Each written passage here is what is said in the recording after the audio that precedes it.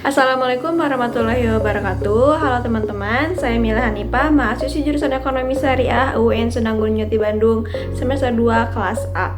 Di video kali ini kita akan membahas salah satu instrumen penting dalam menjaga kestabilan ekonomi suatu negara, yaitu kebijakan moneter. Yuk kita mulai. Kebijakan moneter adalah kebijakan yang diambil oleh pemerintah, khususnya bank sentral, untuk mengatur jumlah uang yang beredar di masyarakat.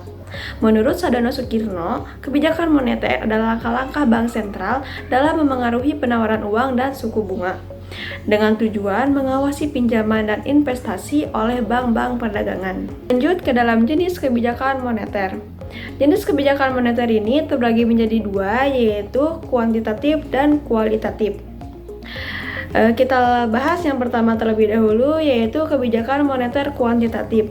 Kebijakan moneter kuantitatif ini adalah langkah-langkah bank sentral yang tujuan utamanya adalah untuk mempengaruhi jumlah penawaran uang saku dan suku bunga dalam perekonomian.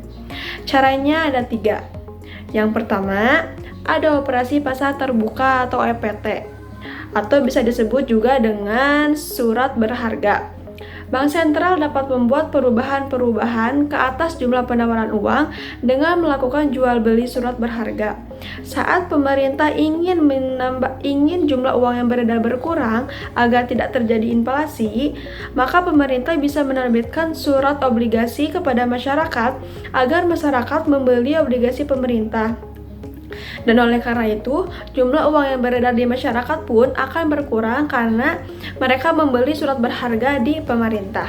Yang kedua, mengubah suku bunga atau suku diskonto. Dalam hal ini, jika suku bunga naik, masyarakat akan terdorong untuk menabung sehingga jumlah uang yang beredar di masyarakat pun akan berkurang dan dapat mengatasi inflasi.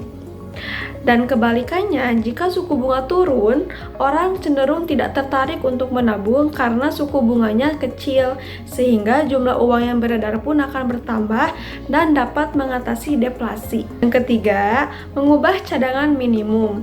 Dalam hal ini, jika cadangan kas naik, maka bank harus menahan lebih banyak dana sebagai cadangan, sehingga jumlah uang yang beredar pun akan berkurang. Dan kebalikannya, jika cadangan kas turun, bank bisa memberi lebih banyak pinjaman sehingga jumlah uang yang beredar akan bertambah. Yang kedua, ada kebijakan moneter kualitatif. Kebijakan moneter kualitatif ini adalah langkah-langkah bank sentral yang bertujuan mengawasi bentuk-bentuk pinjaman dan investasi yang dilakukan oleh bank-bank perdagangan. Seperti yang pertama, pengawalan pinjaman secara terpilih, di mana kebijakan ini dilakukan dengan menentukan jenis-jenis pinjaman yang harus dikurangi atau digalakkan. Yang kedua, pembujukan moral.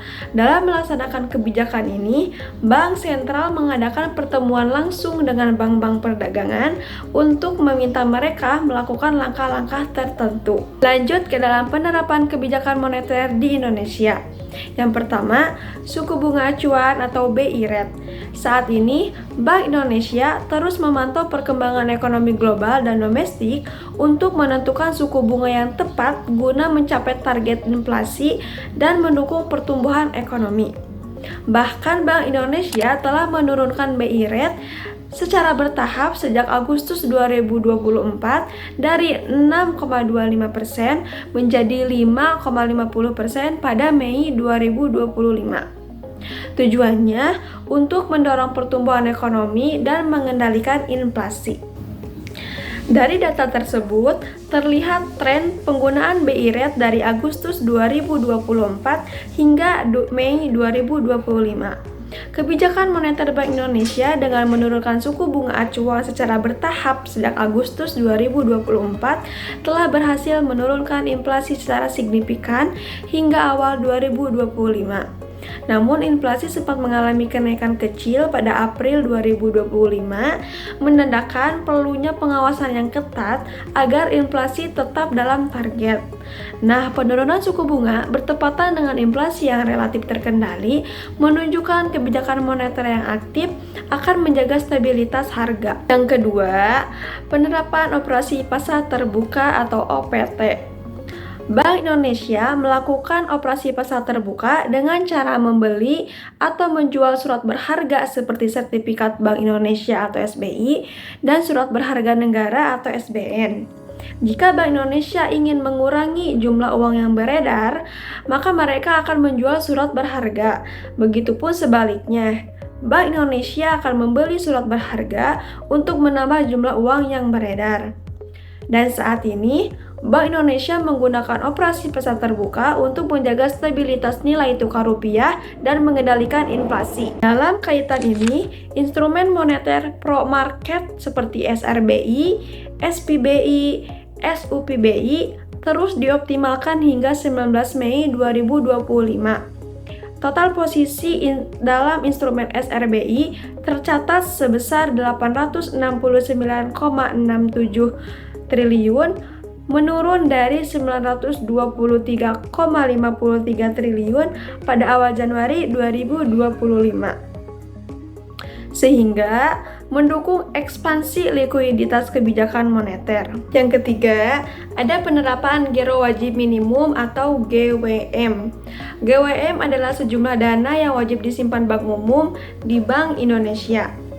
Nah, jika GWM ini dinaikkan, maka kredit akan berkurang sehingga mengurangi jumlah uang yang beredar.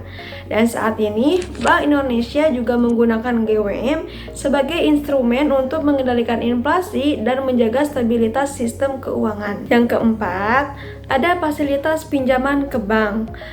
Bank Indonesia menyediakan fasilitas pinjaman kepada bank umum yang mengalami kesulitan dalam likuiditas. Hal ini dilakukan untuk menjaga stabilitas sistem keuangan. Nah, fasilitas ini biasanya diberikan dengan suku bunga yang tinggi untuk jangka pendek seperti fasilitas overdraft. Nah, teman-teman, dari penjelasan materi terkait kebijakan moneter yang telah saya sampaikan, dapat disimpulkan pula bahwa kebijakan moneter adalah alat penting dalam menjaga stabilitas ekonomi nasional. Dengan instrumen penting seperti Bank Indonesia Rate, operasi pasar terbuka, giro wajib minimum, dan yang lainnya, Bank Indonesia akan berperan aktif dalam mengendalikan inflasi, mendorong pertumbuhan, dan menjaga keseimbangan keuangan. Terima kasih sudah menyimak video ini, semoga bermanfaat dan menambah wawasan kalian tentang dunia ekonomi. Wassalamualaikum warahmatullahi wabarakatuh.